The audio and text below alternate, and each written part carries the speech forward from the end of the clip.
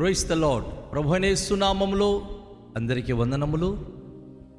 యేసయ్య మాటను ఈ కార్యక్రమాన్ని వీక్షించడానికి ప్రేమతో నేను మిమ్మల్ని ఆహ్వానిస్తున్నాను. లూకా సువార్త 9వ అధ్యాయము 49వ వచనం నుండి 56 వచనాల వరకు మనము ధ్యానించుకుందాం. యోహాను ఏలినవాడా, ఎవడు నీ పేరట దెయ్యములను వెళ్ళగొట్టగా మేము చూచితిమి, వాడు మనలను వెంబడించిన వాడు కాడు గనుక వానిని ఆటంకపరిచితిమని చెప్పాను. అందుకు యేసు, మీరు వాని ఆటంకపరచకుడి, మీకు విరోధి కాని వాడు మీ పక్షమున ఉన్నవాడే అని అతనితో చెప్పెను. ఆయన పరమునకు చేర్చుకొనబడు దినములు పరిపూర్ణ మగుచున్నప్పుడు ఆయన యెరూషలేమునకు వెళ్ళుటకు మనస్సు స్థిరపరచుకొని తనకంటే ముందుగా దూతలను పంపెను. వారు వెళ్ళి ఆయనకు బస సిద్ధము చేయవలెనని సమరయుల ఒక గ్రామములో ప్రవేశించిరి. కానీ ఆయన యెరూషలేమునకు నభిముఖుడైనందున వారు ఆయనను చేర్చుకొనలేదు. శిష్యులైన యాకోబును యోహానును అది చూచి, ప్రభువా, ఆకాశము నుండి అగ్ని దిగి వీరిని నాశనము చేయునట్లు మేము ఆజ్ఞాపించుట నీకిష్టమా అని అడుగగా, ఆయన వారి తట్టు తిరిగి వారిని గద్దించెను. అంతటా వారు మరి ఒక గ్రామమునకు వెళ్ళిరి. ప్రియదేవుని యొక్క బిడ్డలారా, ఒక ప్రత్యేకమైనటువంటి సంఘటన ఈరోజు వాక్య భాగం ద్వారా మనము ధ్యానించబోతున్నాం. అనేక సార్లు ఎవరైనా గనుక మనతో సహవాసము లేకపోయినప్పుడు వారు ఏదైనా చేస్తే మనం తట్టుకోలేం. ఎవరైనా గనుక మనకు నిరాకరిస్తే అది కూడా ఓర్వలేము. 2025 సంవత్సరంలోకి పూర్వము యేసే దినాల్లో ఎలా ఉండేదో ఈరోజు కూడా అలానే ఈ ప్రపంచ స్థితి ఉన్నట్లుగా మనం గమనిస్తున్నాం. యోహాను యేసు ప్రభుకు అతి ప్రియమైన శిష్యుడు. యేసు ప్రభు దగ్గరికి ఒక కంప్లైంట్ తెచ్చి ఇస్తున్నాడు. ఏంటంటే, అయ్యా, ఒక వ్యక్తి నీ పేరిట దెయ్యాలు వెళ్ళగొట్టడం మేము చూసాం. వాడు మనను వెంబడించిన వాడు కాడు గనక వాడిని మేము గద్దించి ఆటంకపరిచాం. అవునండి, యేసు ప్రభు పేరిట దెయ్యాలు వెళ్ళగొట్టాలి అంటే ఆ వ్యక్తికి యేసయ్య మీద పారమైన విశ్వాసము లేక నమ్మకం ఉండాలి. యేసు ప్రభు మీద నమ్మకం ఉన్న వ్యక్తి మాత్రమే అట్టి కార్యములు చేయగలరు. అయితే సాధారణంగా ఆ వ్యక్తికి విశ్వాసాన్ని మనం గ్రహించక, అయ్యో, మనతో ఈయన లేనివాడు కదా, మన సహవాసములో లేనివాడు కదా, ఈయన ఇలా చేయడం అది సరైనది కాదని మనము కొన్నిసార్లు అనుకుంటాం. కొన్నిసార్లు ఆ విషయాన్ని మనము గ్రహించి అలా చేసిన వారికి ఆటంకపరచాలని ప్రయత్నిస్తాం. అయితే యేసు ప్రభువారు చాలా చక్కటి వివరణ ఇచ్చాడు. ఏంటి అంటే, మీరు అలా ఆటంకపరచకుడి, మీకు విరోధి కానివాడు మీ పక్షమున ఉన్నవాడే అని అతనితో చెప్పాను. అంటే వేళ మనతో గనుక విరోధి కానివాడు, నా పేరు మీద ఆయన గనుక మాట్లాడుతూ దెయ్యాలు వెళ్ళగొడుతున్నాడంటే మనతో సహవాసం కలిగిన వాడు. నా పేరు ఉచ్చరిస్తున్నాడంటే మీరు నన్ను వెంబడిస్తున్నవారు, ఆయన కూడా నన్ను వెంబడిస్తున్నవాడు. కనుక అలాంటి వారికి మీరు ఎప్పటికీ ఆటంకపరచవద్దు. మన పక్షంగా ఉన్నవాడు మనకు విరోధి కాడు, మన పక్షంగా లేనివాడు మనకు విరోధి. ఈరోజు మన పేరు చెప్పుకుంటూ అద్భుతాలు చేస్తున్నాడు అంటే ఆయన మన పక్షంగా ఉన్నవాడే కనుక అలాంటి వారికి మీరు ఆటంకాలు చెయ్యకూడదు అని ప్రభు వారికి తెలియచేశాడు. అదే సమయంలో ఆయన పరలోకమునకు చేర్చుకొనబడు దినములు పరిపూర్ణమగుచున్నప్పుడు, అంటే ఆయన యెరూషలేమునకు వెళ్ళి శ్రమలు పాలై కలువరి శిలువలో మరణించేటటువంటి ఆ రోజులు దగ్గరవుతుంది అన్న సంగతి మరి వారు గ్రహించారు. ఆ రోజులు దగ్గరవుతున్నప్పుడు అక్కడ సంఘటన జరుగుతూ ఉంది. ఏంటంటే మనం యెరూషలేమునకు వెళదామని ప్రభువారు తెలియచేశారు.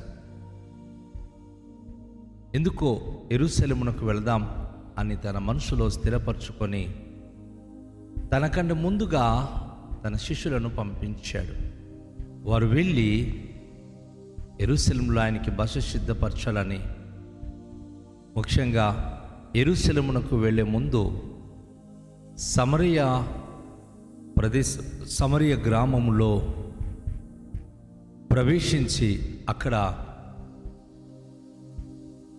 బస చేయాలి, 1-2 దినాలు ఉండాలి అని చెప్పి తాపత్రయపడినప్పుడు ఒకనొకప్పుడు ఈ సమరయ గ్రామస్తులు ఒక స్త్రీ ద్వారా యేసు ప్రభువును గురించి విని తమ గ్రామంలో ఉండి రాజ్య సువార్త ప్రకటించమని కోరుకున్న ఈ మనుషులే ఇక్కడ ఈరోజు యెరూషలేము లోపల నుంచి, ఈ సమరయ లోపల నుంచి వెళ్ళాలి అని యేసు ప్రభువారు తన శిష్యులను పంపించి అక్కడ 1-2 రోజులు ఉండాలని ఆయన కోరినప్పుడు వారు ఆయనను చేర్చుకోలేదు. ఆయన యెరూషలేమునకు వెళ్ళబోతున్నాడు అన్న సంగతి తెలిసి వారు యేసు ప్రభును ఏమాత్రం కూడాను అక్కడ బస చేసి ఉండడానికి అవకాశం ఇవ్వలేదు. చాలాసార్లు మనకు ఎంతో ప్రేమించేవారు, మనల్ని ఎంతగానో ఆదరించేవారు, మనమంటే ఎంతో ఇష్టపడేవారు ఒక్కొక్క సందర్భం వచ్చినప్పుడు వారు మనతో కఠినంగా మాట్లాడిన చాలా మనం బాధపడతాం. ఇక్కడ యాకోబు యోహానులు అది చూశారు. వారికి చాలా బాధ అనిపించింది. ఏమిటి విడ్డూరం? ఒకప్పుడు సమరయ స్త్రీతో ఈ సమరయ పట్టణంలో యేసు ప్రభువారు బోధించినప్పుడు కొన్ని దినాలు ఆతిథ్యం ఇచ్చిన ఈ ప్రజలే ఇప్పుడు యేసు ప్రభువారి యొక్క చివరి రోజుల్లో ఆయన పరలోక రాజ్యంలో ప్రవేశించబోతున్నటువంటి గడియ దగ్గరైనప్పుడు అక్కడ బస చేయడానికి తనకు వసతిని ఇవ్వడానికి నిరాకరించి వారు వ్యతిరేకంగా ఈ రీతిగా వారు జీవించడం ఆయనకి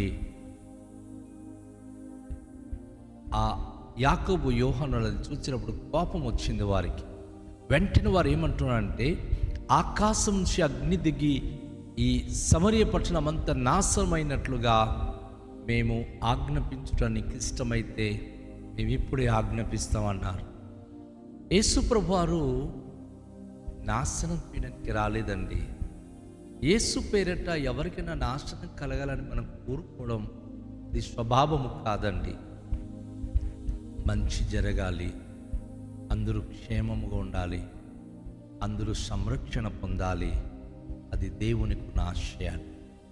అయితే యాకోబు యోహానులు ఆవేశవంతులై ఏలియా ప్రవక్త ఎలా అయితే అగ్ని దిగి వచ్చినట్లు ఆజ్ఞాపించాడు, మేము కూడా ఆ రీతిగానే అగ్ని దిగి వచ్చినట్లుగా ఈ సమరయ పట్టణమంతా నాశనమైనట్లుగా అయ్యా నీకు ఇష్టమైతే మేము ఆజ్ఞాపించేస్తామయ్యా అని వారు కంగారపడి ఆ మాటను తెలియచేస్తూ ఉన్నారు. అయితే యేసు ప్రభువారు వారి తట్టు తిరిగి చూసి వారికి గద్దిస్తున్నాడు. ఎందుకంటే మనిషి కుమారుడు నశించిన దానిని వెతికి రక్షించడానికి వచ్చిన వాడే కానీ ఎవరికి నాశనం చేయడానికి వచ్చిన వాడు మాత్రం కాదు. కనుక యాకోబు యోహానుల అను వారిని ఆయన గద్దించి అలా మనం మాట్లాడకూడదు అని చెప్పి వేరే ప్రదేశములో నుండి వారు యెరూషలేమునకు ప్రయాణమే వెళ్ళడానికి వారు ముందుకు సాగి, మనకు ఎవరైనా వ్యతిరేకంగా మాట్లాడినప్పుడు వారి నాశనాన్ని ఎప్పుడు కూడా మనము కోరుకోకూడదు. చాలాసార్లు క్రైస్తవ జీవితాల్లో ఎవరైనా మనకు వ్యతిరేకంగా మాట్లాడినప్పుడు వారికి ఏదైనా జరిగిపోవాలని మనం కోరుకుంటుంటాం. కానీ తన ప్రాణము పెట్టి రక్షణలో నడిపించిన మన ప్రభు అయిన యేసుక్రీస్తు వారు అందరి జీవితాల్లో మంచి చేయాలని, మంచి జరిగించాలని, సంరక్షణ పొందాలని, ప్రతి వ్యక్తి పశ్చాత్తాప హృదయముతో ప్రభును వెంబడించాలని కోరుకుంటున్నాడే తప్ప ఎవరికి నష్టం కావాలని ఆయన కోరుకోవడం లేదు. తన ప్రయాణ మార్గములోనికి అభ్యంతరం పలికిన వారికి ఆయన మన్నిస్తున్నాడే తప్ప వారికి గద్దించడము లేదు. క్రీస్తునకు కలిగిన మనస్సు మనం కూడా కలిగి ఉందాం. ఎవరికి మనము ఎప్పుడు శపించడానికి కానీ, గద్దించడానికి కానీ, వారికి నాశనం కలగాలని కోరుకోవడానికి కానీ ఎప్పుడు మనం వేగిరపడకూడదు. అందరికీ మంచి జరగాలి, అందరూ మంచిగా బ్రతకాలని ప్రభు సందులో మనం కోరుకుందాం. రండి, ఈరోజు దేవుని యొక్క వాక్యంలో నుండి దేవుని పరిశుద్ధమైన మాటలు మనము ధ్యానిస్తున్నాం. దేవుని యొక్క వాక్యము మన జీవితాలకు దీవెనకరంగా ఉండేలాగున మనలో ఆవేశము, కోపము, ఉద్రేకము మానుకొని దేవుని యొక్క సన్నిధిలో శాంత స్వభావముతో క్రీస్తు వలె అన్ని విషయములో మనము ఎదగడానికి కోరుకుందాం.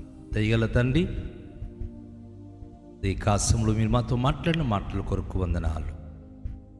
మీ మనస్సు మేము కలిగి ఉండడానికి కృపనివ్వండి. మాలో ఉన్న ఆవేశము, కోపము, తాపము సమస్తమును ప్రభు తొలగించి శాంత స్వభావము, నమ్మకమైన జీవితం, మీకే మహిమకరమైన స్థితి మాకు దయచేయమని ఈ దినము ఈ వాక్యమును బట్టి మా జీవితాలు పరిశుద్ధత కలిగి ప్రభువా ఎవరికి మీ విరుద్ధులు కాకుండా, ఎవరైనా మాకు విరుద్ధులుగా వచ్చిన వారికి మన్నించి, క్షమించి, ప్రేమించే హృదయం నిమ్మని సకల మహిమ, ఘనత, ప్రభావాలు మీరే యేసు నామములో ప్రార్థిస్తూ వేడుకొనుచున్నాము పరమ తండ్రి. ఆమేన్. అందరికీ షాలోమ్. ప్రభు మనలను దీవించునుగాక.